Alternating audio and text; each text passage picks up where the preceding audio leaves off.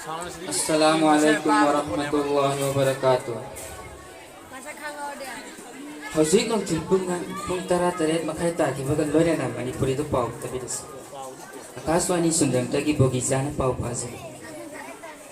Han bada Manipur ki maro iba pau khara. Manipur lau lo pagi poilu na lak pada matu taret lon ki hai na hot na ram usi ma hodong lo na fa. An gi wang madan nursery class ta hodong ma class yaron bada ki fare. Matang kuina da gilayeng bang amlata bagariya mangasi Narendra Modi Hospital da mai pa na layeng kre.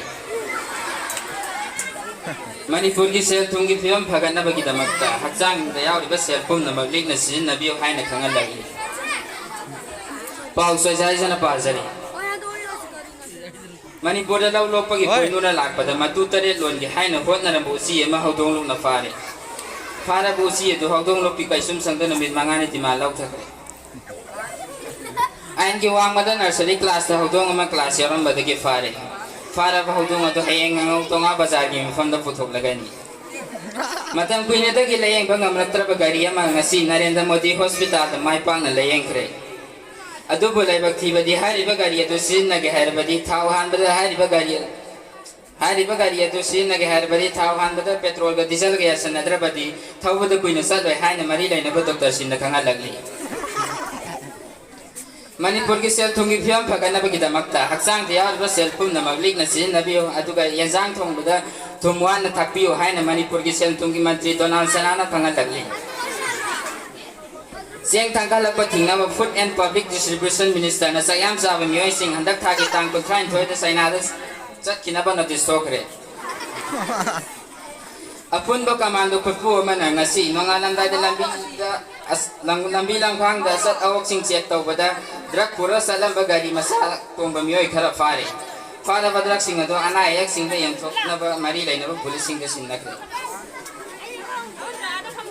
hadak India government post office ki hang of ang khara gi requirement lo silak pada mama lai traw matung do pok masa examiner Mama lai drama tung do pok examiner masing yam nerom le thodo kasi thijin na bi damak te government na CBI da sin nakre ngasi ayo angan badalu ka ibasat kibanu pa mangana sa tholam le thodo kasi ngasi ayo angan badanga ma sire hai na tulis la laga lauto laga lisa laga lakala matung postmortem taw badanu pa danga gi mapteorong kiban Jela thamba nupa ma mairena phut pakol la saram badagi amang basa ba ngau bani haina thadokre Cycle thaba nupa ma petrol halam badagi mayam na fara ga police ta sinakre fara ba nupa do lokap ta thambam laita badagi classic hotel da thamgre ai Pagi maraktan atien nu break ama Yasin biu sasin biu sitwa makai sasin biu Adom na tumdraga di hafufa ga yaura ga di asin bi mana sugaira thakpiu ngasi mak tumdraga di tawbiu tingtong tabna trakhang de yam duare Sri Laisam soinora nupi bawa amba thaka thamgada bani haidna matu bulawai da hatna pubada on tharakna matu adu laikidra ai Mahaki laikida bai pawasita da sanare beiroi ba haidra ba kayana nganu kayana wangang dabida minat anisun nawa fongdok le airi Prithibi ke han banansau da hingauri ba thinung gai gi Sri Soibum hayeng ayok ki uyan da diwat pira ni hana lau thokre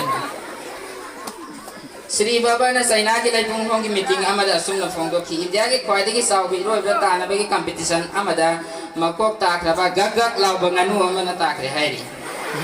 India ki oina mixat pura khraba mahak adu Muhammad Kasai na hayeng ayok thang gi sorry hupira ni hairi 2023 class 10 amasung 12 ki exam da khabar salaktra ba miyoi sing mathang sahi ki khabar ngaidana lai jahauri ba nupi amasung nupa ki reward pilagani nupi tana masagi sana ba nga lupak amam pilani adu ko nupa tana riksa amam pilani hai ikoi ki seltrum ki mantri Methun Chakrabarti na phongdok re hai de hai na ikoi ki pawmining them jauna khanga lagli North East ki oina Manipur na khwai ki sapat na bagi damakta Manipur ahan boina sangari ke factory lingkhat ani hai kre Hojik nauna sadana loi kraba lilong ki imam market sangadri haidna sangana na bagi damakta numit taruk ni sara he laga lairingai sainung da bakery gi numit taruk ni sara he laga lairingai sainung da bakery gi matam hela badalo double oti sing haidok lambadi ki mayam mundu na sag hojik sanabagi pau WWRS fanduka HSMN nimong gamuna tabda WWRS fanduk na 01 da thoik ai